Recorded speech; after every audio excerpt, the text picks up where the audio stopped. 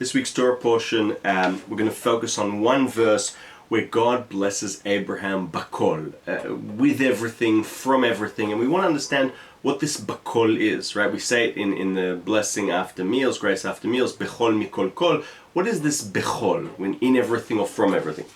So Nachmanides, he says here, that the sages had a wonderful midrash in this, something wonderful they taught us.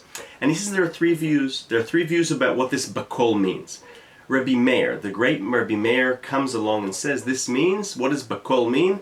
That God was even blessed Abraham not to give him a daughter. Why? Because had he given him a daughter, she would have had to marry one of the Canaanites. She would have, and because the wife goes with what the husband does, it would have been idolatry and it would have impinged on the future generations. So that's a blessing. Rabbi Yehuda comes and says it precisely means that he did give him a daughter, meaning Abraham got everything, including having a wonderful daughter. And then come the others, the Acherim, and what do they teach bakol means? That he had a daughter called Bakol. That was her name.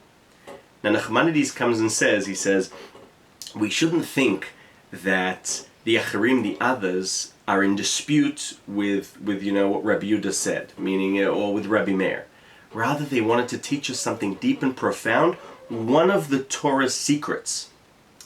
It's to understand that Bakol, Kol, symbolizes the Sphira, the Shechina that looks over us.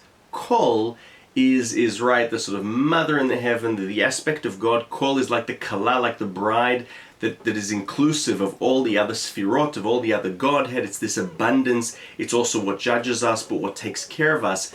And Abraham, symbolizing Chesed, right, it comes to teach us, this is what the others wanted to teach us according to Nachmanides, that he was given Kol, he was given the Sphira of Malchut, the Shechina, as if she was a daughter to him. That's incredible, right? It means that think of how great Abraham is, that he's given this sort of, the 10th Sphira that watches over us, supposedly is a daughter of his. So this is a Nachmanides take on a beautiful and very perplexing midrash. Shabbat Shalom.